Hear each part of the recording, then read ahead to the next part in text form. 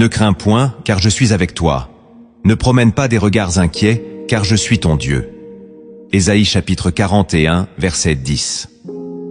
Ce verset est bien plus qu'un encouragement, c'est une promesse vivante, prononcée par celui qui ne ment pas. Mais que faire quand le silence de Dieu dure, quand les prières semblent vaines, quand ta foi chancelle sous le poids de l'épreuve? Aujourd'hui, tu n'es pas seul. Ce message est pour toi. Il portera en lui des clés bibliques puissantes pour ne pas fléchir dans les moments les plus sombres. Si ton âme est au bord du découragement, écoute jusqu'à la fin. Abonne-toi dès maintenant à Lumière en Christ. Like cette vidéo si elle te parle déjà et écris en commentaire « Je choisis de rester ferme, même dans la tempête ». Dieu est sur le point d'agir, mais il veut d'abord fortifier ton cœur. Dans toute la Bible, le courage dans l'épreuve est un signe de maturité spirituelle. Abraham dut marcher sans voir, Job resta fidèle malgré la douleur, et Jésus lui-même, dans le jardin de Gethsémane, pria avec angoisse, mais obéit jusqu'à la croix. Hébreux chapitre 10, verset 35 nous dit « N'abandonnez donc pas votre assurance, à laquelle est attachée une grande récompense. » Ce verset ne promet pas une vie sans combat, mais une récompense à ceux qui persévèrent dans la foi. Malheureusement, dans notre époque, l'idée d'un Dieu qui permet l'épreuve dérange. Beaucoup préfèrent un message doux, sans croix ni désert. Pourtant, c'est dans ces déserts que Dieu forge les vrais guerriers spirituels. Le courage chrétien n'est pas l'absence de peur, mais la décision de rester fidèle quand tout vacille. Et c'est précisément là que se révèle la puissance de la foi véritable, celle qui triomphe du monde. Lorsque l'épreuve frappe, ce ne sont pas les émotions qui sauvent, mais les fondements spirituels invisibles sur lesquels repose ta foi. Ces fondements ne sont pas visibles aux hommes, mais ils sont connus de Dieu. Ils font la différence entre ceux qui s'effondrent et ceux qui tiennent. Voici 10 fondements spirituels que tu dois connaître pour traverser la tempête sans perdre la lumière. Le premier fondement spirituel que tu dois poser dans l'épreuve, c'est la mémoire de ce que Dieu a déjà fait. Quand tout semble s'écrouler, ton âme crie vers l'avenir, cherchant une lumière à venir. Mais Dieu te dit souvent, regarde en arrière, souviens-toi. Dans Deutéronome chapitre 8, verset 2, il est écrit « Souviens-toi de tout le chemin que l'Éternel, ton Dieu, t'a fait faire. » Ce verset est un refuge, car la foi n'est pas seulement une projection vers le ciel, elle est aussi une mémoire active. Quand tu rappelles à ton cœur les délivrances passées, tu crées une forteresse intérieure. Tu te souviens de ce jour où il a pourvu, de cette nuit où tu n'avais plus de force, et pourtant tu es encore là. L'oubli est un ennemi sournois de la foi. Il te fait croire que Dieu t'a abandonné, alors qu'il t'a déjà porté 100 fois. Si tu oublies ses bienfaits, tu verras l'épreuve comme une punition. Mais si tu te rappelles ses interventions, tu verras l'épreuve comme un processus. Ce fondement te stabilise. Il empêche les pensées de panique de prendre le contrôle. Il rappelle à ton esprit que Dieu est le même, hier, aujourd'hui et éternellement. Il ne t'a jamais abandonné et il ne commencera pas maintenant. Ce fondement est un acte volontaire. Repasse dans ton cœur les bontés de Dieu. Relis ton propre témoignage. Ne laisse pas la douleur d'aujourd'hui effacer la fidélité d'hier. Même quand tu ne comprends pas le plan, tu peux te rappeler le guide. Ce que Dieu a fait hier est une prophétie de ce qu'il fera demain. Ce fondement te fait passer du doute au souvenir, du chaos à la stabilité. Ne commence jamais un combat sans te rappeler les victoires précédentes. Car c'est en te souvenant que tu peux déclarer comme David « L'Éternel, qui m'a délivré de la griffe du lion et de l'ours, me délivrera aussi de la main de ce Philistin. » 1 Samuel chapitre 17, verset 37. Ta foi est faible, ravive-la par ta mémoire. Le deuxième fondement spirituel que tu dois poser dans l'épreuve, c'est la soumission totale à la volonté de Dieu. L'un des plus grands secrets du courage spirituel, ce n'est pas la force intérieure, mais la reddition volontaire. Tant que tu luttes pour garder le contrôle, l'épreuve te brisera. Mais si tu t'abandonnes entièrement à Dieu, tu deviens incassable. Dans Luc chapitre 22, verset 42, Jésus prie ainsi. Père, si tu voulais éloigner de moi cette coupe, toutefois, que ma volonté ne se fasse pas, mais la tienne. Ce moment n'est pas une faiblesse, c'est une puissance silencieuse. Quand ta foi est mise à l'épreuve, Dieu cherche cette posture. Non pas celle qui résiste pour survivre, mais celle qui s'abandonne pour obéir. Ce fondement est difficile, car l'âme humaine aime la maîtrise. Tu veux comprendre, planifier, contrôler. Mais la foi véritable naît là où ta volonté meurt. Tant que tu imposes ton scénario, Dieu ne peut pas pleinement déployer le sien. Ce fondement te libère d'un poids invisible, celui de devoir tout comprendre. Tu n'as pas besoin de comprendre pour obéir. Tu as seulement besoin de faire confiance. L'épreuve devient alors un autel. Tu y poses ta volonté comme un sacrifice vivant. Tu ne dis plus à Dieu ce qu'il doit faire. Tu dis « Seigneur, je suis à toi ». Ce fondement donne naissance à une paix profonde. Non pas une paix basée sur les circonstances, mais une paix enracinée dans la souveraineté de Dieu. Car ce que Dieu veut est toujours meilleur que ce que tu espères, même si cela passe par la douleur, même si cela ressemble à une croix. Ce fondement t'élève. Il fait de toi un instrument et non un simple spectateur. Tant que tu veux contrôler ton histoire, tu restes bloqué dans le visible. Mais si tu te soumets, tu entres dans l'invisible. Et là, Dieu agit. Il ouvre des chemins dans le désert. Il fait jaillir de l'eau du rocher. Il ressuscite des promesses que tu croyais mortes. L'épreuve n'est pas là pour détruire ta foi, mais pour t'apprendre à la poser entièrement sur la volonté du Père. Là où tu dis enfin que ta volonté soit faite. Le troisième fondement spirituel que tu dois poser dans l'épreuve, c'est la parole que Dieu t'a donnée avant que l'épreuve commence. Dieu parle souvent avant que le désert arrive. Il annonce une promesse, une direction, un appel. Mais quand le silence s'installe et que la tempête éclate, cette parole semble lointaine, floue, presque irréelle. Et pourtant, elle est ton encre. Dans Matthieu chapitre 14, verset 29, Jésus dit à Pierre, « Viens ». Un seul mot. Et Pierre marche sur les eaux. Mais quand il regarde la tempête, il commence à couler. Ce n'est pas l'eau qui le fait tomber, c'est l'oubli de la parole.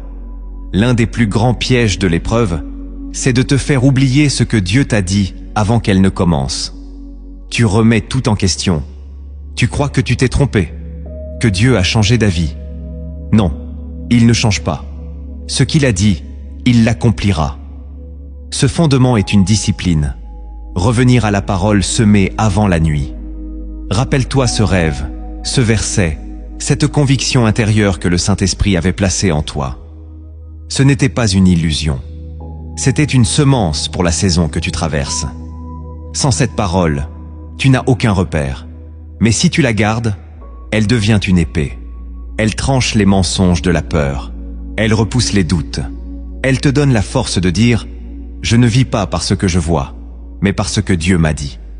Ce fondement te reconnecte à la source de ta foi. Car la foi vient de ce qu'on entend. Romains chapitre 10, verset 17. Et ce qu'on entend vient de la parole de Christ. Quand tu refuses de lâcher la parole reçue, tu deviens inébranlable. Même si tout semble contredire ce que Dieu a dit, tu marches sur cette parole comme sur des fondations solides. Le courage ne vient pas du nombre de versets que tu connais, mais de la capacité à t'accrocher à une seule parole vivante dans la tempête. Dieu t'a parlé. Ne l'oublie pas. Le quatrième fondement spirituel que tu dois poser dans l'épreuve, c'est la louange au milieu de la douleur. Louange et douleur semblent incompatibles. Et pourtant, l'une est souvent la clé pour traverser l'autre. Dans Actes chapitre 16, verset 25, Paul et Silas, enchaînés dans une prison, priaient et chantaient les louanges de Dieu. Ils n'avaient aucune garantie de délivrance. Leur dos était ensanglanté, le sol froid. Mais leur bouche proclamait la grandeur de Dieu. Ce fondement est une arme spirituelle. La louange est un acte de guerre, un refus de céder à l'amertume. Elle dit « Même si rien ne change, je louerai quand même, car Dieu mérite la louange, pas à cause de ce qu'il fait, mais à cause de qui il est. » Ce fondement brise les chaînes intérieures avant même que les portes ne s'ouvrent. Il transforme l'ambiance de ton âme. L'ennemi veut que tu te taises, que tu murmures, que tu te plaignes. Dieu, lui, attend une voix qui s'élève malgré tout. La louange ouvre des cieux fermés. Elle attire la présence divine. Elle proclame la victoire alors que le combat fait encore rage. Ce fondement ne vient pas d'un sentiment. Il vient d'une décision. Louer même quand on ne ressent rien. Louer dans le noir. Louer en larmes. La louange, dans l'épreuve, devient un témoignage vivant. Elle dit au monde et au royaume spirituel: je crois encore. Elle te rappelle que Dieu est digne, même dans la vallée de l'ombre. Elle t'élève au-dessus des circonstances. Ce fondement ne minimise pas la douleur. Il ne la nie pas. Il choisit simplement de ne pas laisser la douleur dicter ta réaction. Quand tu loues, tu déclares que ton Dieu est plus grand que ta situation. Et cette déclaration change tout. Le 5e fondement spirituel que tu dois poser dans l'épreuve, c'est la persévérance, quand il n'y a plus de force. Il y a des moments où tu n'as plus rien à donner. Tes prières sont vides, ton cœur épuisé, ton esprit saturé. Et pourtant, c'est là que le ciel regarde. Dans Jacques chapitre 1, verset 12, il est écrit: « Heureux l'homme qui supporte patiemment la tentation, car après avoir été éprouvé, il recevra la couronne de vie. » Ce fondement n'est pas spectaculaire. Il est souvent invisible, silencieux. C'est le choix de tenir un jour de plus, de ne pas abandonner, de ne pas tourner le dos. Ce n'est pas l'intensité de ta foi qui touche Dieu, mais sa constance. Tu crois, même quand tu ne vois rien. Tu avances, même à genoux. Tu dis encore « Seigneur », même quand tu n'entends plus sa voix. Ce fondement est une offrande. Il dit « Je suis à bout, mais je reste ». Il t'élève à un autre niveau de maturité. Car ceux qui persévèrent, même brisés, deviennent des colonnes. Leur foi ne dépend plus des émotions. Elle repose sur une décision. Et cette décision honore Dieu d'une manière rare. Ce fondement t'amène là où la chair abandonne, mais où l'esprit résiste. Il dit à l'enfer, « Tu ne mourras pas ». Il dit à Dieu, « Je crois encore à ta bonté », même si le miracle tarde, même si la lumière ne revient pas tout de suite. Cette persévérance est un cri muet, une prière sans mots, mais qui monte droit au trône. Dieu entend, il voit, il récompense. Persévère, même sans force. Écris en commentaire. Je choisis de continuer, même sans force. Que cette parole soit ton cri silencieux aujourd'hui. Le 6e fondement spirituel que tu dois poser dans l'épreuve, c'est la conscience que tu n'es pas seul dans ton combat. L'une des plus grandes stratégies de l'ennemi, c'est l'isolement intérieur.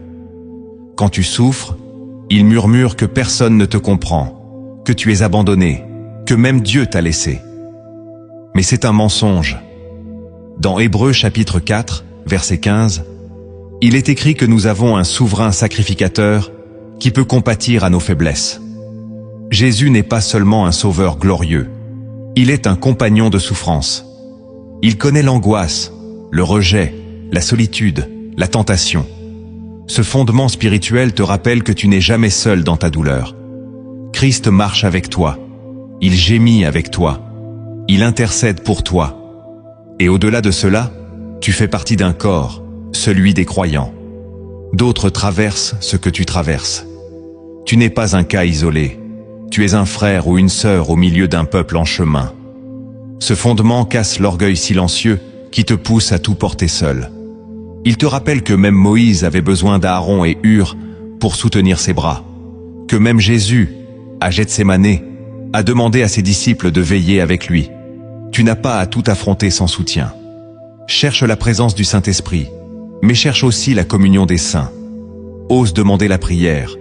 Ose confier ta faiblesse. Car là où 2 ou 3 s'unissent, Dieu agit. Ce fondement te protège du découragement extrême. Il t'ouvre à la grâce fraternelle. Il te garde dans la lumière. Car l'isolement prolongé est un terrain fertile pour le doute, le péché et l'abandon. Tu es peut-être dans une grotte comme Élie, mais Dieu t'y rejoint. et il te rappelle que tu n'es pas seul. Il y a encore 7000 genoux qui n'ont pas fléchi. Ce fondement restaure ton espoir. Il te reconnecte au corps du Christ. Il te montre que tu es entouré, porté, soutenu. Même si personne ne t'appelle, Dieu t'appelle. Même si personne ne te voit, Dieu te voit. Et il place autour de toi des ressources invisibles, des anges, des frères, des paroles au bon moment. Tu n'es pas seul. Ne crois plus ce mensonge. Le 7e fondement spirituel que tu dois poser dans l'épreuve, c'est la maîtrise de ta langue. L'épreuve a un pouvoir étrange. Elle presse ton âme comme un pressoir.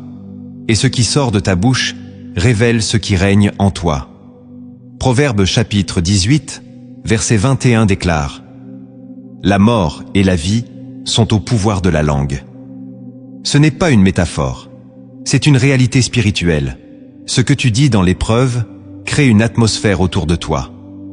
Si tu murmures, tu attires le découragement. Si tu proclames la foi, tu invites la gloire. Ce fondement est souvent négligé, et pourtant, il change tout. Il ne s'agit pas de nier la souffrance. Il s'agit de ne pas l'alimenter avec des paroles qui détruisent. Quand tu dis « Dieu m'a oublié », tu ouvres la porte au doute. Quand tu dis « Je ne m'en sortirai pas », tu bloques ta propre espérance. Mais quand tu dis « Je ne comprends pas mais je fais confiance », tu bâtis un autel dans le désert.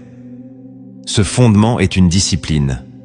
Tu dois apprendre à garder ta bouche, surtout dans la tempête.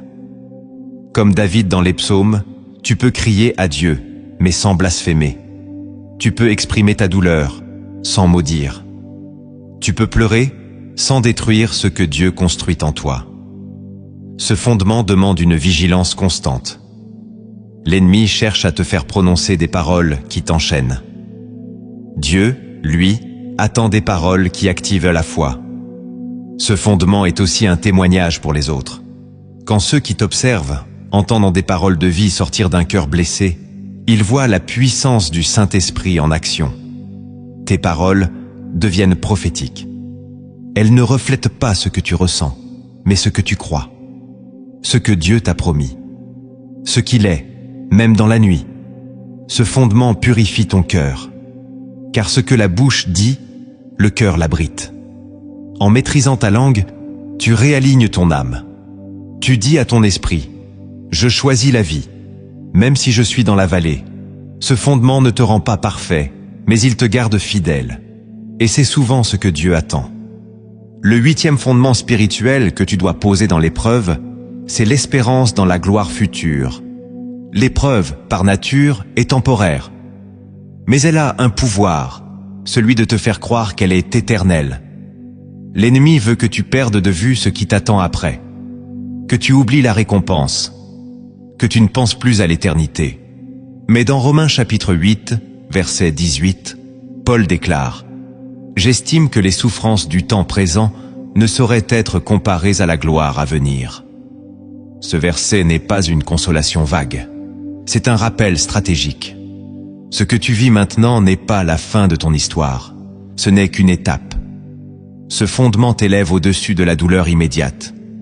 Il fixe ton regard sur l'éternité. Il dit « Je souffre, mais ce n'est pas en vain. Il y a une gloire qui vient, une paix, une récompense. » Ce fondement empêche l'amertume de s'installer. Il te rappelle que chaque larme sera recueillie, que chaque fidélité secrète sera honorée, que chaque combat silencieux sera glorifié. Ce fondement n'est pas une fuite, ce n'est pas nier le présent, c'est vivre dans le présent avec les yeux tournés vers la promesse. Il transforme ton endurance en adoration. Il donne un sens à ta persévérance.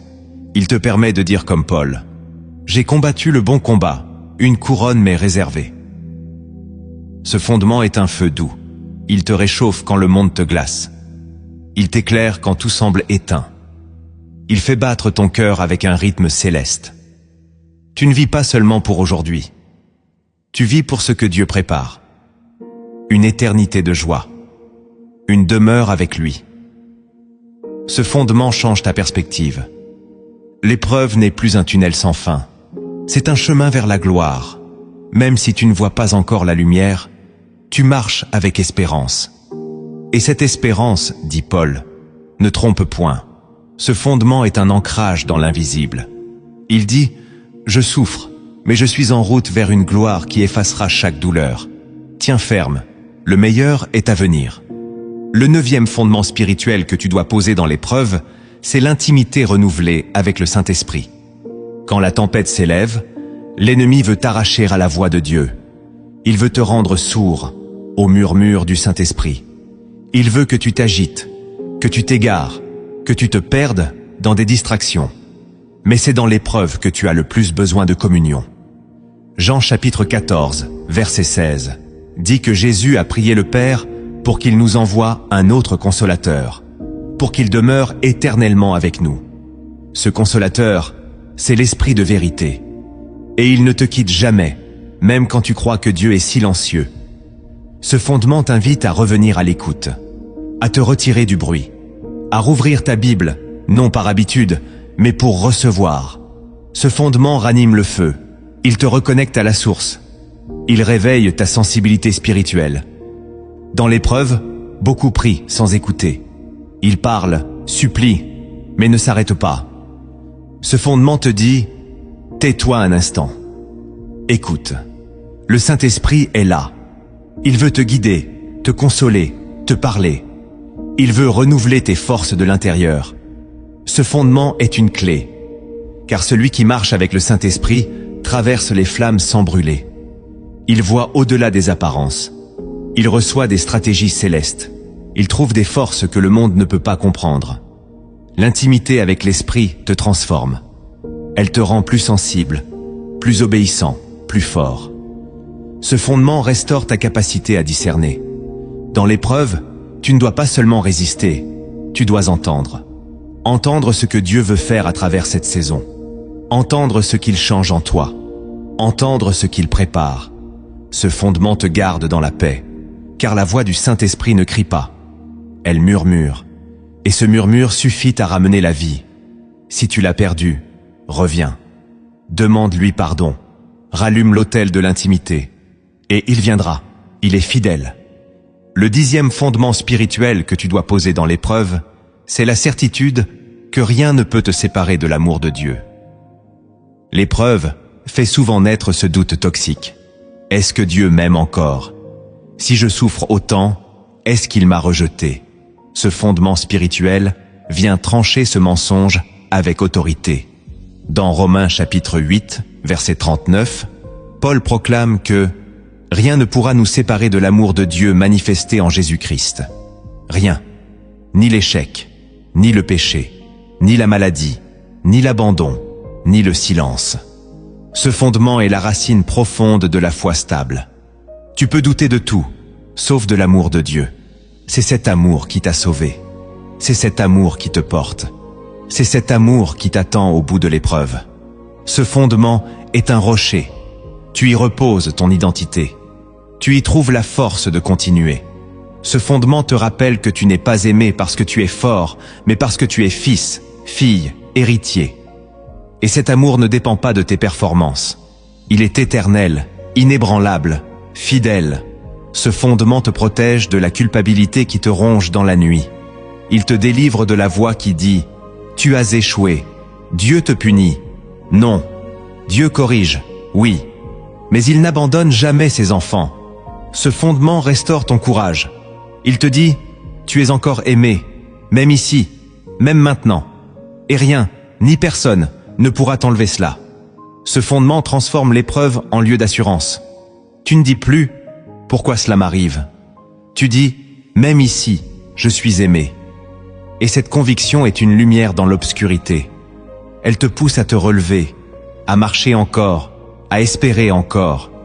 Ce fondement est le cœur du message de Christ. L'amour qui endure tout, croit tout, espère tout. L'amour qui ne meurt jamais. Retiens-le, protège-le, car c'est lui qui te fera traverser jusqu'à l'autre rive. Il existe des mystères que Dieu ne révèle qu'à ceux qui restent fidèles dans l'épreuve. Ces vérités ne s'apprennent pas par des sermons, mais dans la douleur, la persévérance et le silence. Elles transforment l'âme et arment l'esprit. Voici 10 mystères révélés que seuls les cœurs brisés mais obéissants peuvent recevoir. Si tu les comprends, ta foi changera de niveau. Le premier mystère révélé, c'est que Dieu parle plus fort dans le silence que dans le bruit. Beaucoup attendent que Dieu crie, qu'il envoie un miracle visible, une prophétie éclatante, un signe spectaculaire. Mais l'Éternel ne se conforme pas à nos attentes humaines. Dans 1 Roi chapitre 19, verset 12, « Dieu ne se manifeste ni dans le vent violent, ni dans le tremblement de terre, ni dans le feu, mais dans un murmure doux et léger. Ce mystère est un test. Car pour l'entendre, il faut d'abord que tout s'éteigne autour de toi. Plus la douleur est grande, plus tu veux du réconfort immédiat. Mais Dieu choisit souvent le silence comme langage. Il te pousse à descendre en toi, à éteindre les voix extérieures, à briser les agitations de la chair. Son silence n'est jamais absence. C'est une invitation, une profondeur, un espace sacré. Quand tout s'effondre et que le ciel paraît vide, ce n'est pas le moment de douter, c'est le moment d'écouter. Le silence de Dieu t'amène à développer une écoute plus fine. Il forme en toi une sensibilité nouvelle. Il t'apprend que l'essentiel ne crie jamais. Ce mystère est une clé, car beaucoup abandonnent quand Dieu se tait, alors qu'il est justement en train de parler autrement. Il parle par la paix au milieu de l'inconnu. Il parle par le souvenir d'un verset. Il parle par une pensée insistante que ton esprit ne comprend pas encore. Ce mystère brise la religiosité. Il t'apprend que Dieu n'est pas ton serviteur, qu'il n'a pas à te rassurer à chaque instant, qu'il est Dieu et qu'il parle quand il veut, comme il veut. Mais si tu restes, si tu persévères dans le silence, tu entendras. Et ce que tu entendras changera ta manière de marcher pour toujours. Car une seule parole reçue dans le silence a plus de poids qu'un millier de promesses criées dans le bruit. Éteins le monde. Écoute ton désert. Dieu y parle. Le deuxième mystère révélé, c'est que l'épreuve est souvent la réponse déguisée à ta propre prière. Tu as demandé à Dieu de te fortifier, de t'élever, de t'utiliser, de t'amener plus loin dans ta foi. Et il t'a conduit dans une épreuve. Tu as crié pour recevoir sa présence, et il t'a placé dans une solitude brûlante. Tu as prié pour devenir plus spirituel, et soudain, tout ce qui te sécurisait a disparu. Ce mystère est troublant, car on pense souvent que Dieu répond par le confort, alors qu'il répond par la transformation. Et la transformation commence souvent dans la déconstruction. Dans Jean chapitre 15, verset 2, Jésus dit « Tout sarment qui porte du fruit, il l'émonde, afin qu'il porte encore plus de fruits. » C'est un mystère que peu veulent accepter. L'élagage est une marque d'amour. Dieu ne punit pas, il prépare. Il ne t'abandonne pas, il t'équipe. L'épreuve n'est pas une contradiction à ta prière, mais sa réalisation en profondeur. Ce mystère change ta posture. Tu ne demandes plus seulement des bénédictions visibles, tu acceptes les outils invisibles. Tu reconnais que pour porter du fruit, il faut d'abord perdre certaines branches. Dieu a entendu ta prière. Il ne l'a pas oubliée. Il y répond peut-être d'une manière que tu n'avais pas imaginée. Ce mystère t'apprend la maturité spirituelle. Tu ne juges plus la bonté de Dieu à la douceur de ta saison, mais à la profondeur de son œuvre. Tu dis, « Seigneur, même si je ne comprends pas, je reconnais ta main. » Et cette reconnaissance change tout. Elle transforme la plainte en louange, la résistance en soumission, le chaos en croissance. Ce mystère te prépare à recevoir ce que tu avais demandé, mais avec la capacité de le porter sans orgueil. Car Dieu ne donne jamais quelque chose qui pourrait te détruire. Il façonne d'abord ton cœur pour que tu sois prêt. Et cette préparation, souvent, porte le nom d'épreuve. Le troisième mystère révélé, c'est que ta réaction dans l'épreuve pèse souvent plus que l'épreuve elle-même. Dieu est moins préoccupé par ce que tu traverses que par ce que tu deviens en le traversant. L'épreuve n'est pas uniquement une circonstance difficile. C'est une salle d'examen céleste. Dans Jacques chapitre 1, versets 2 à 4, il est écrit « Regardez comme un sujet de joie complète les diverses épreuves, afin que vous soyez parfaits et accomplis. » Ce mystère bouleverse l'intelligence humaine. Car l'épreuve te pousse à regarder vers l'extérieur, les causes, les coupables, les solutions. Mais Dieu regarde ton intérieur, la patience, l'humilité, la foi, la persévérance. Ce mystère te ramène à une vérité simple. Tu ne choisis pas toujours ce que tu vis, mais tu choisis toujours comment tu y réponds. Et cette réponse révèle ton niveau spirituel réel. Tu peux connaître 1000 versets, et pourtant t'effondrer à la première contradiction. Tu peux être apprécié dans l'Église, mais incapable de garder la paix dans la solitude. L'épreuve agit comme un miroir. Elle révèle ce que les apparences cachaient. Et Dieu permet cela non pour t'exposer, mais pour te former. Ce mystère te pousse à la vigilance. Chaque parole, chaque pensée, chaque attitude devient une offrande ou un poison. Comment réagis-tu quand on te trahit? Quand le ciel paraît fermé? Quand tu es oublié, mal compris, injustement attaqué? Ta réaction est un témoignage. Elle parle plus fort que tes sermons. Ce mystère te rend responsable. Tu ne subis plus l'épreuve, tu y participes activement. Tu dis, « Seigneur, je choisis de t'honorer dans cette saison, même si elle me coûte. » Et cette décision attire le regard du ciel. Dieu récompense toujours ceux qui gardent la bonne posture, même dans la douleur. Il se tient près des humbles, il soutient ceux qui choisissent la paix. Ce mystère change ton regard sur la souffrance. Tu ne dis plus seulement « Pourquoi cela m'arrive ?» Tu dis « Que veux-tu former en moi à travers cela ?» Et cette question ouvre les portes d'un autre monde. Le quatrième mystère révélé, c'est que la foi véritable commence là où les explications s'arrêtent. Tant que tu peux comprendre, prévoir, planifier, tu n'as pas besoin de foi, tu avances par logique. Mais quand tout devient flou, quand les réponses ne viennent plus, quand les calculs échouent, là commence le royaume invisible. Dans Hébreux chapitre 11, verset 1, il est écrit « Or la foi est une ferme assurance des choses qu'on espère, une démonstration de celles qu'on ne voit pas. » Ce mystère renverse l'intelligence humaine, car l'homme veut voir pour croire. Dieu, lui, dit « Crois avant de voir ».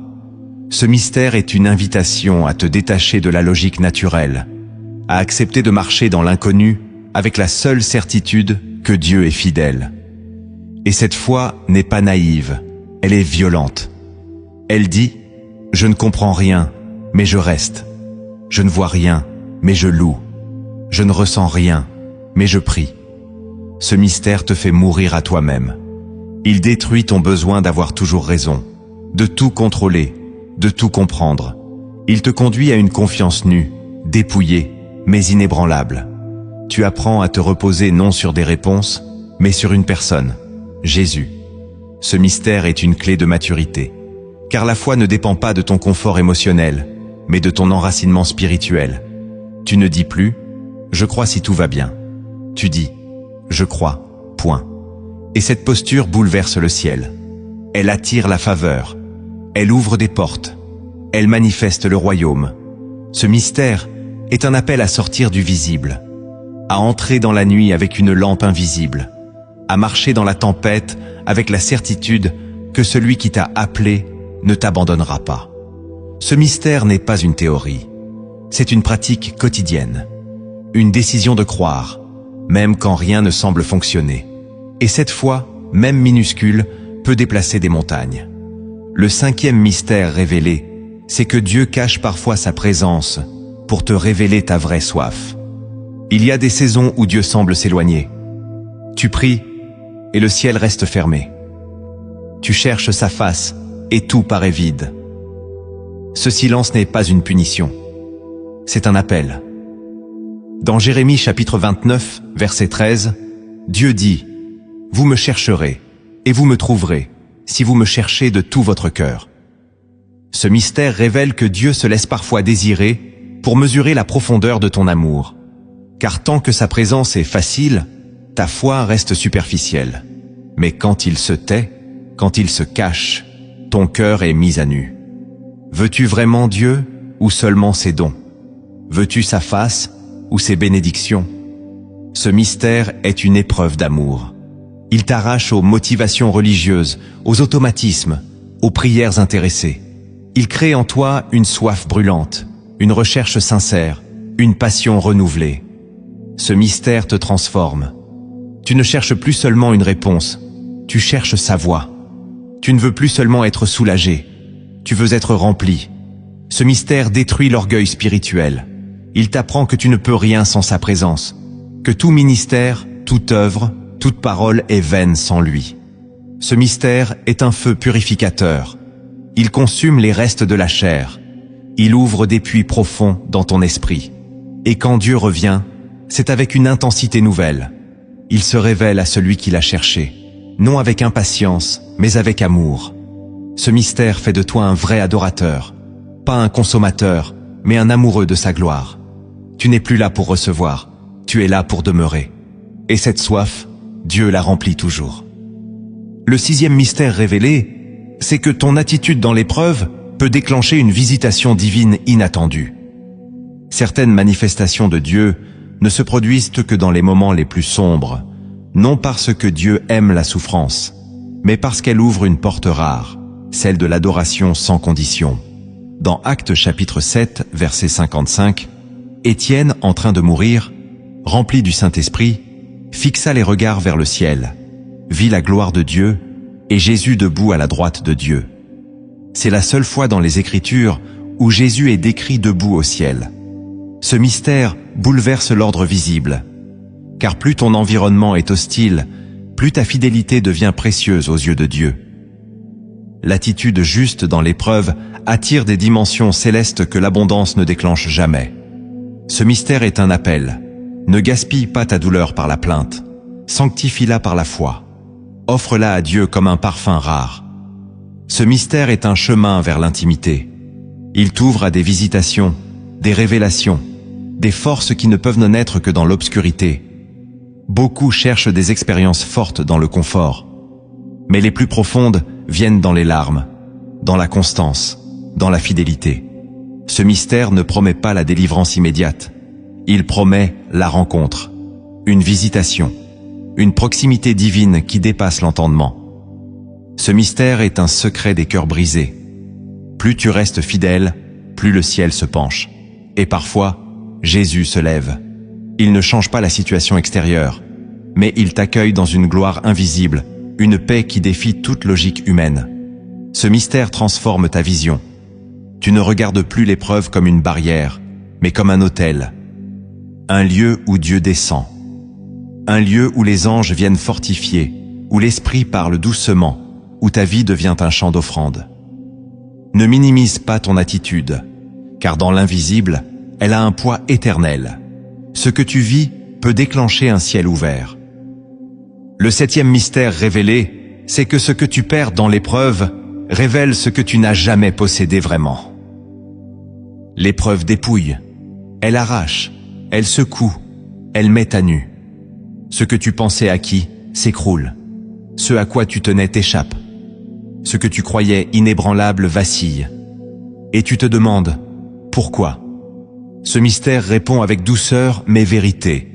Ce que tu perds aujourd'hui était un mirage ou une idole. Dans Matthieu chapitre 6, verset 21, Jésus dit « Là où est ton trésor, là aussi sera ton cœur. » Ce que tu pleures révèle ce que tu aimais vraiment. Et parfois, Dieu permet la perte non pour te punir, mais pour te libérer. Ce mystère est douloureux à recevoir, car il confronte tes attachements invisibles. Il te dit « Tu ne possédais pas cette personne, tu dépendais d'elle. Tu ne possédais pas cette position, tu t'y étais identifié. Tu ne possédais pas cette sécurité, elle t'endormait. » Ce mystère est une lumière dans la déchirure. Il t'apprend que l'épreuve ne t'arrache rien d'essentiel. Elle ne fait que révéler ce qui devait partir.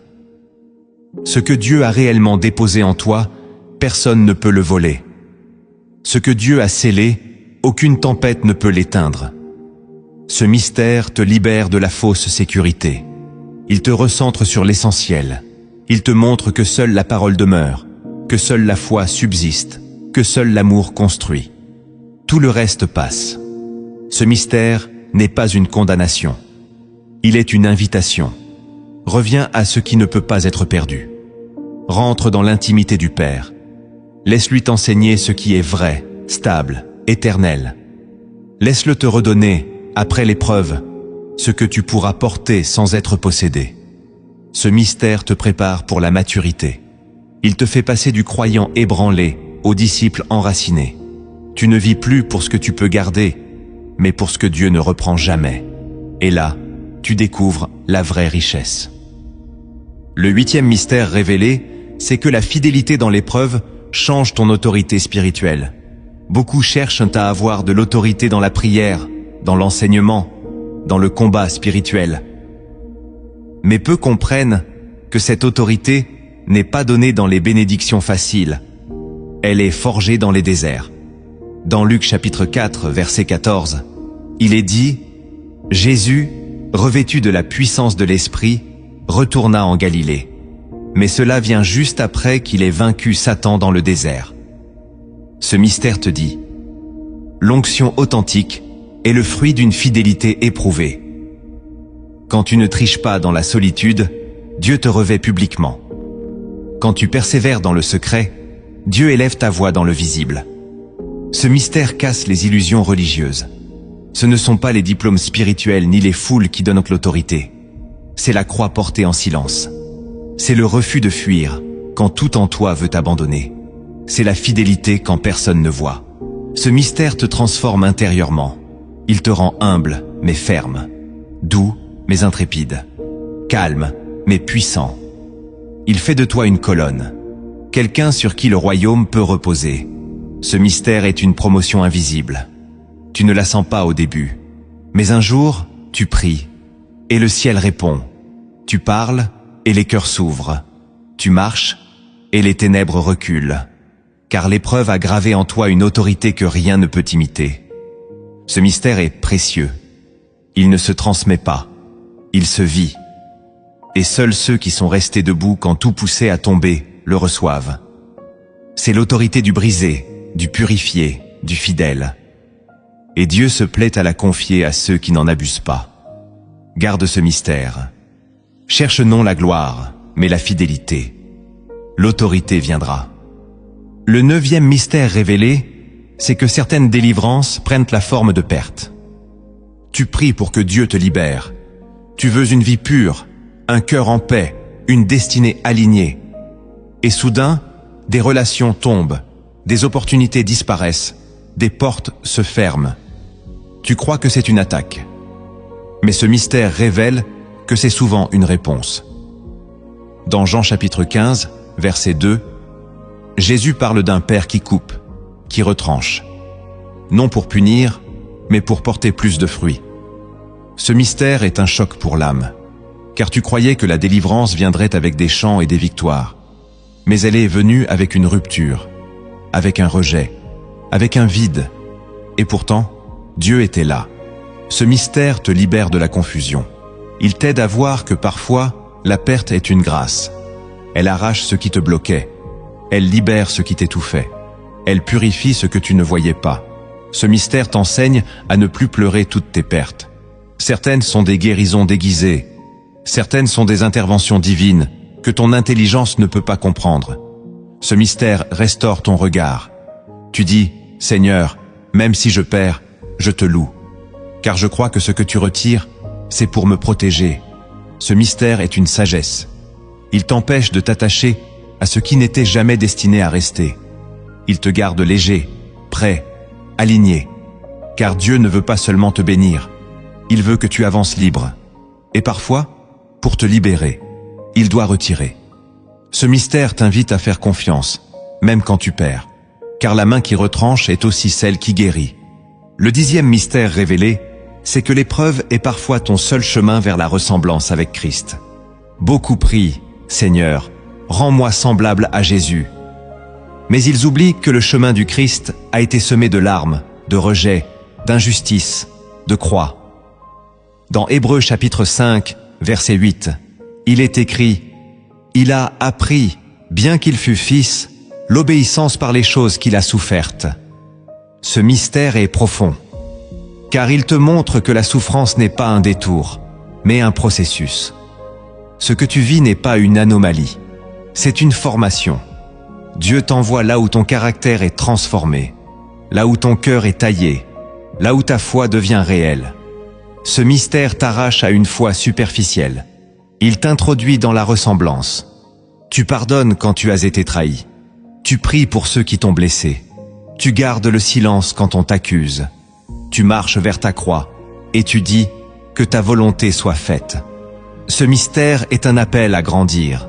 Il te dit, ce n'est pas l'épreuve qui te détruit, c'est ton refus de devenir semblable à Christ.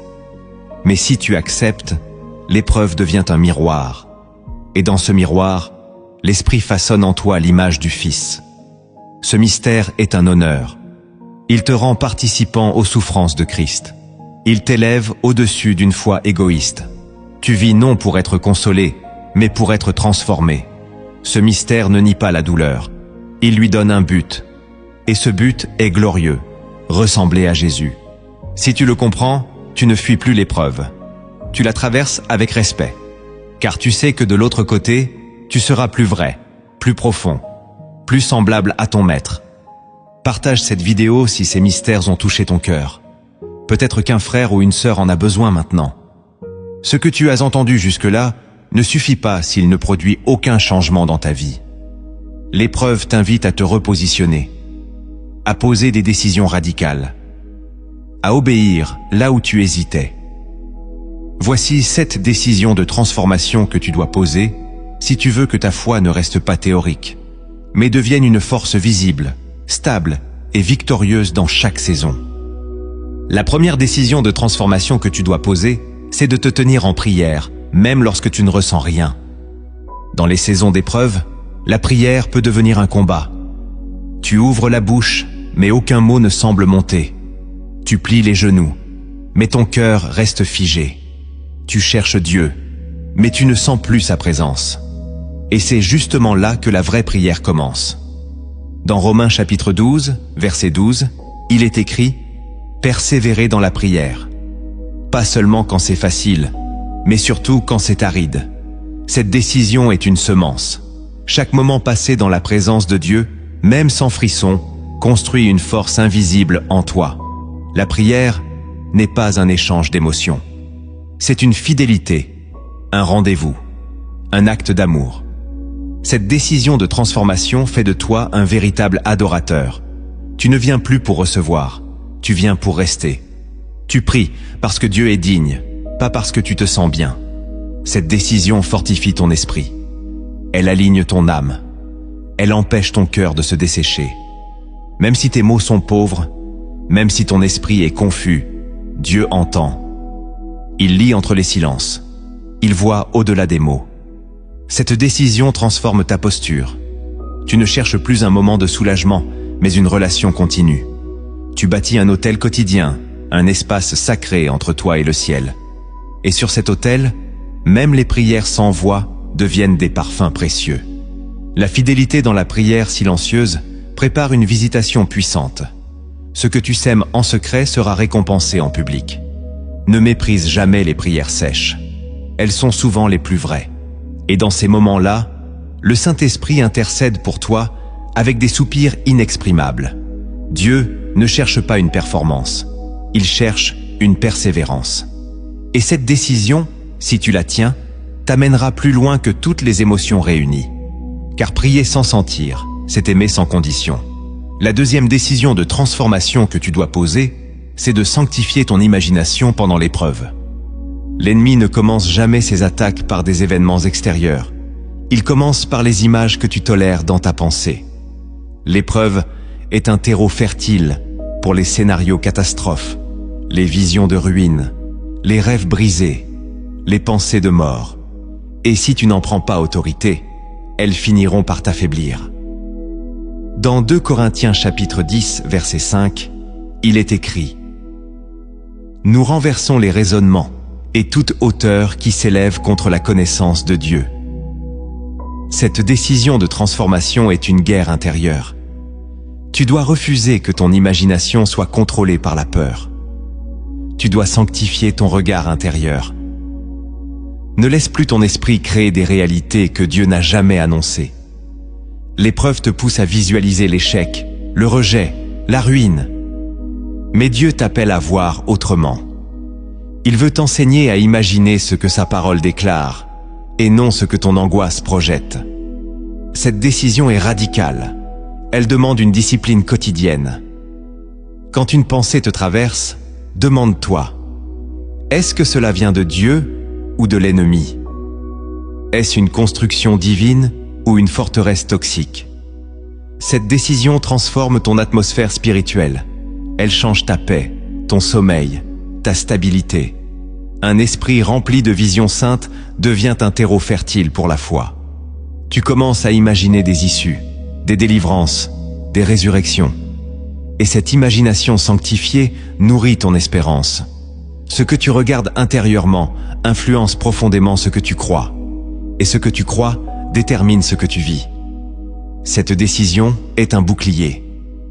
Elle te protège des attaques invisibles. Elle t'entraîne à créer avec Dieu, à rêver selon son cœur, même dans la vallée. Car même au fond du puits, Joseph voyait encore le palais. Ne laisse pas l'épreuve voler ton regard intérieur. Protège ton imagination. C'est un sanctuaire. La troisième décision de transformation que tu dois poser, c'est de bénir Dieu, même quand tu n'as plus rien. La réaction naturelle face à la perte, c'est la plainte. Mais la réaction spirituelle, c'est la bénédiction. Dans Job chapitre 1, verset 21, il est écrit « L'Éternel a donné, l'Éternel a repris, que le nom de l'Éternel soit béni. » Cette déclaration n'est pas une résignation. C'est un acte de souveraineté intérieure. Quand tu choisis de bénir Dieu au cœur de la perte, tu déclares que ta relation avec lui ne dépend pas de ce que tu possèdes. Tu dis « Je t'aime pour qui tu es, non pour ce que tu donnes. » Cette décision de transformation est un tournant spirituel. Elle casse les chaînes du matérialisme, du chantage émotionnel, de la foi intéressée. Elle place ton cœur sur un autre niveau, car bénir Dieu dans l'abondance est facile. Mais le bénir dans la ruine, c'est offrir un sacrifice vivant. Et ce sacrifice touche le ciel. Il dit « Seigneur, je ne te comprends pas, mais je choisis de t'honorer. » Cette décision est un trône. Tu y fais asseoir Dieu au-dessus de ta situation. Tu dis « Tu restes mon roi, même ici. » Elle transforme l'épreuve en lieu d'adoration. Elle retourne l'attaque de l'ennemi en offrande de louange. Cette décision est prophétique.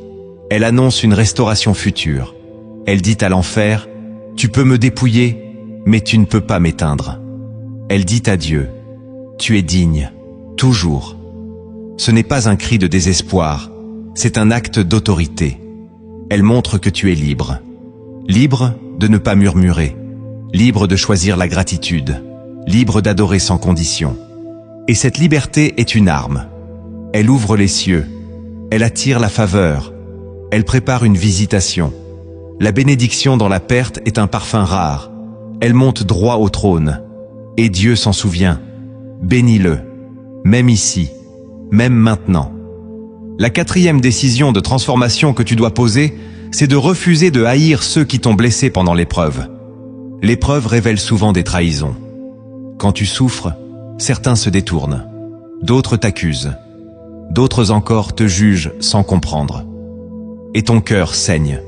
Tu veux te défendre. Tu veux te venger.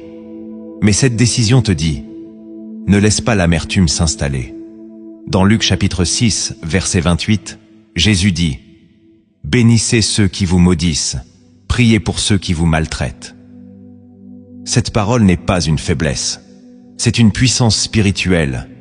Refuser la haine, c'est refuser que l'ennemi gagne. Cette décision te protège de la contamination du mal. Elle t'empêche de ressembler à ceux qui t'ont blessé. Elle te garde pur. Et ce cœur pur attire la présence de Dieu. Cette décision ne nie pas la douleur. Elle choisit de ne pas en faire une prison. Tu peux pleurer, mais tu refuses de haïr. Tu peux être trahi, mais tu refuses de riposter dans la chair. Tu choisis la voie du royaume, celle du pardon, celle de l'intercession. Tu dis « Seigneur, je leur remets leurs actes. J'ai mal, mais je te laisse juger. » Cette décision est une semence. Elle porte du fruit à long terme. Elle te libère, non pas eux. Elle te guérit. Elle ouvre des chemins de réconciliation, de paix, de restauration. Elle fait de toi un enfant du Très-Haut. Cette décision fait taire les accusations de l'enfer. Elle montre que tu marches dans la lumière. Elle crie « Je suis libre ». Ce n'est pas facile, mais c'est puissant. Car ce que tu refuses de haïr, tu ne seras jamais obligé de reproduire. Tu brises la chaîne, tu interromps le cycle, tu choisis le ciel, même au cœur de l'injustice. La 5e décision de transformation que tu dois poser, c'est de continuer à servir, même si ton cœur est brisé. L'épreuve donne envie de se retirer, de se taire, de tout arrêter. Tu es blessé, fatigué, incompris. Tu veux t'isoler. Mais cette décision t'appelle à rester actif, à continuer de semer, à continuer de tendre la main. Dans Galates, chapitre 6, verset 9, il est écrit « Ne nous lassons pas de faire le bien, car nous moissonnerons au temps convenable. » Cette décision est un acte de guerre. Tu refuses que ta douleur devienne stérile. Tu refuses que l'épreuve arrête ta mission. Tu continues. Même lentement, même en silence. Tu sers non par force, mais par fidélité.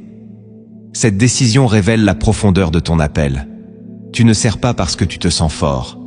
Tu sers parce que tu es appelé. Et ce service devient une guérison. Plus tu donnes, plus ton cœur se répare. Plus tu sèmes, plus l'espérance revient. Cette décision est une déclaration. Elle dit « Je ne suis pas fini. Dieu agit encore. Même si je suis brisé, je suis utile. Même si je pleure, je construis. » Et Dieu bénit cette fidélité. Il la voit, il la récompense.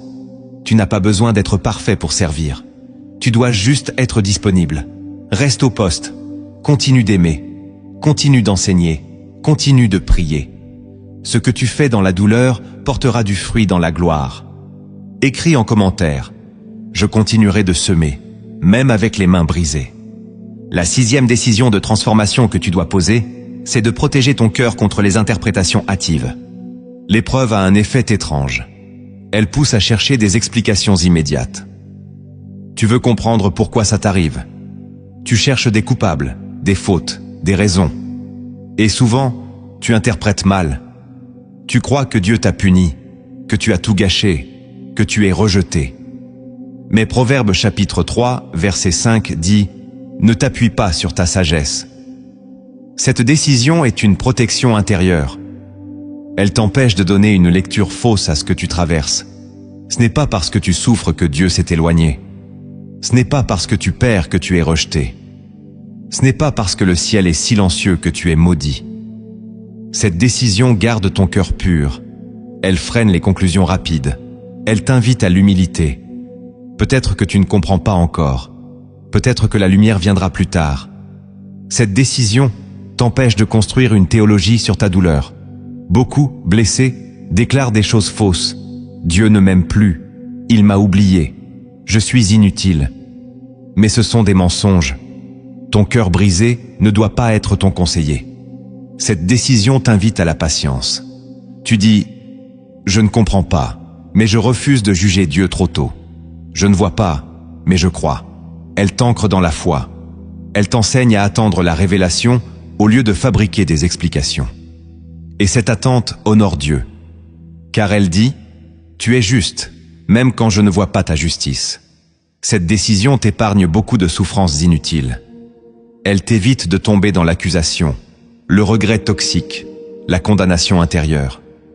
Elle garde ton cœur sain, ouvert, souple. Et un cœur sain peut recevoir la lumière.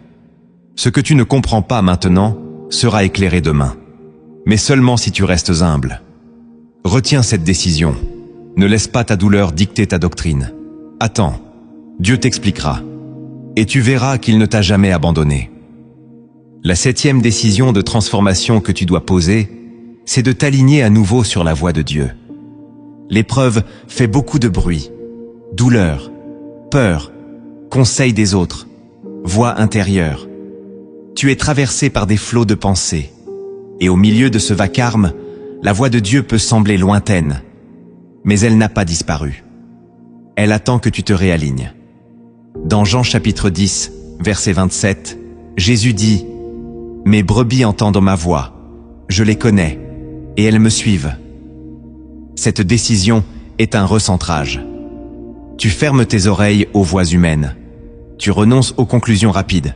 Tu reviens à l'écoute. Tu dis « Seigneur, parle, je t'écoute. » Ce n'est pas une posture mystique, c'est un choix concret. Tu ouvres à nouveau ta Bible, non pour chercher des réponses immédiates, mais pour entendre ton Père. Tu jeûnes non pour manipuler Dieu, mais pour te reconnecter. Tu redeviens disciple. Tu veux suivre, pas juste être consolé. Cette décision t'élève. Elle te sort du flou. Elle coupe les voix étrangères. Et soudain, tu entends à nouveau une phrase, un verset, un murmure. Et ce murmure change tout. Tu n'es plus perdu. Tu es guidé. Cette décision renouvelle ton espérance. Elle te montre que Dieu n'est pas resté silencieux. C'est toi qui étais loin. Elle restaure ta paix. Tu n'attends plus que les choses changent. Tu attends sa voix. Et parfois, une seule parole suffit à te relever. Elle ranime ton feu. Elle aligne ton cœur. Cette décision t'ancre dans le surnaturel. Tu ne vis plus par ce que tu ressens, mais par ce que tu entends. Et ce que tu entends devient ton fondement. Retiens cela. Le but de l'épreuve n'est pas seulement que tu survives, mais que tu réentendes la voix de ton berger. Reviens à l'écoute, et tu sauras quoi faire. Pour t'aider à saisir la puissance cachée dans l'épreuve, écoute cette parabole inspirée du royaume. Elle ne parle pas seulement à l'intelligence, mais à ton cœur. Derrière chaque image se cache un enseignement que le Saint-Esprit veut graver en toi. Écoute-la jusqu'au bout, car peut-être que tu es, sans le savoir, ce voyageur. Il était une fois un homme que Dieu avait appelé à bâtir un pont.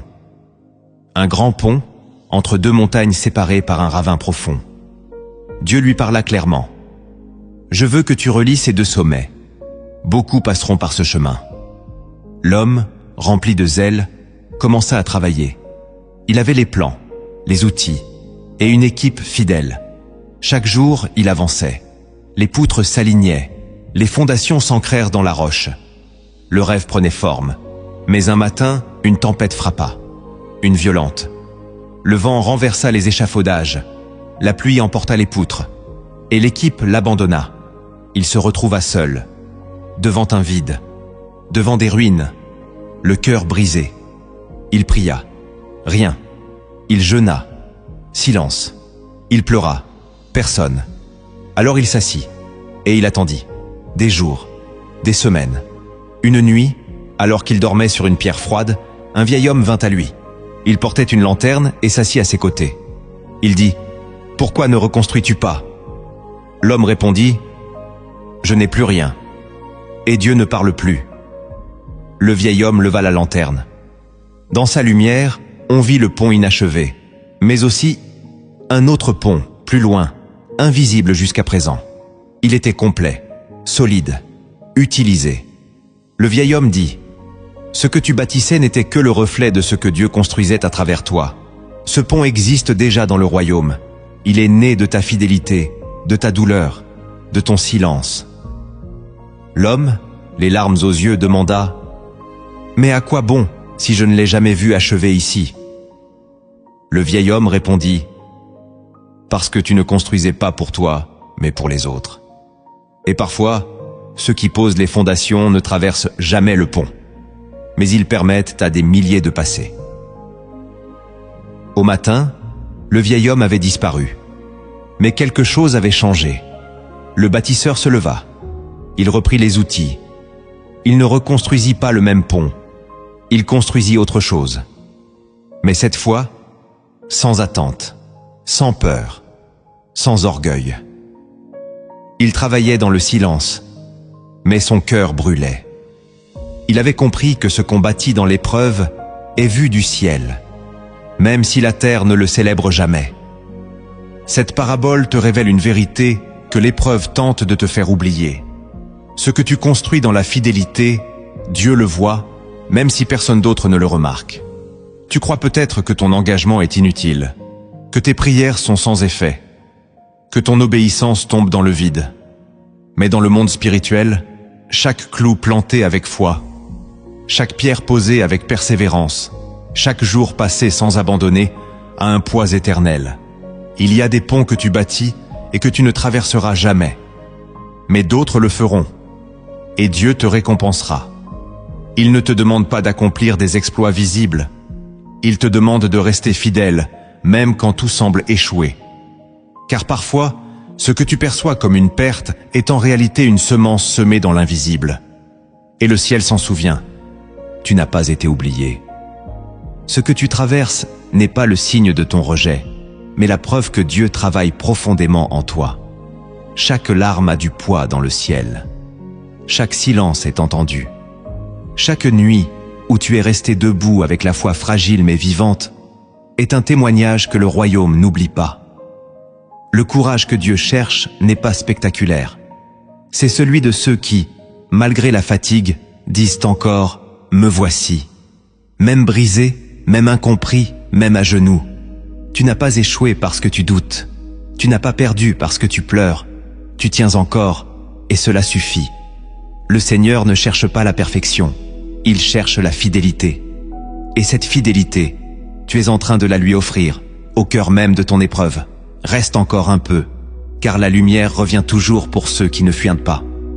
Maintenant, approche-toi, ferme les yeux, et écoute cette prière comme si elle venait directement du cœur de Dieu vers ton âme. Elle est pour toi, pour cette saison précise. Laisse chaque mot pénétrer, restaurer, relever. C'est une parole d'amour, une déclaration du ciel pour celui qui souffre en silence. Seigneur mon Dieu, je me tiens devant toi tel que je suis, sans masque, sans force, sans illusion. J'ai porté ce fardeau longtemps, trop longtemps. J'ai crié en silence.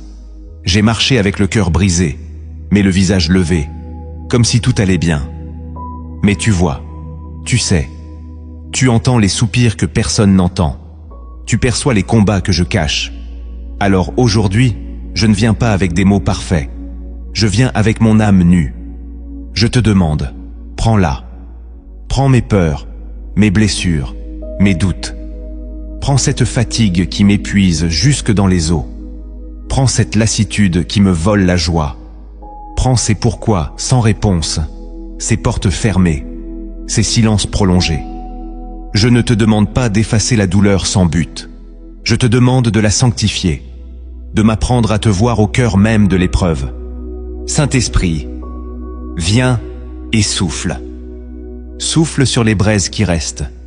Même si le feu semble éteint, s'il ne reste qu'un souffle, je t'invite. Ravive ma foi.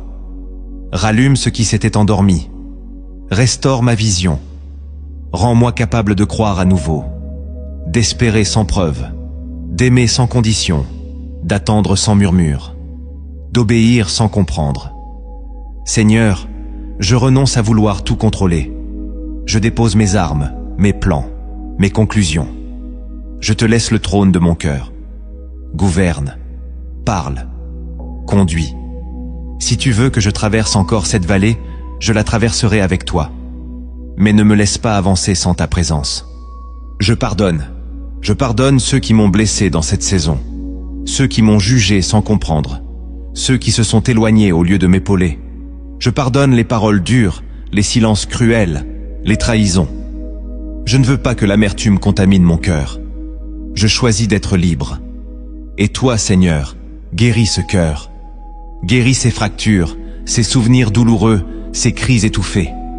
Viens toucher les zones que je n'ose plus exposer. Viens me reconstruire de l'intérieur. Je te bénis, même maintenant. Je te bénis sans voir la fin. Je te bénis parce que tu es Dieu, même si je ne te comprends pas. Je te bénis parce que je sais que tu travailles dans l'invisible, parce que tu ne m'as pas abandonné, parce que ta parole ne ment pas, parce que ton amour est fidèle, même quand je suis infidèle. Seigneur, je te bénis pour ce que tu fais et pour ce que je ne vois pas encore. Je proclame que tu es mon rocher, mon refuge, ma source. Je choisis la vie. Même si tout autour de moi ressemble à la mort, je choisis de me lever intérieurement.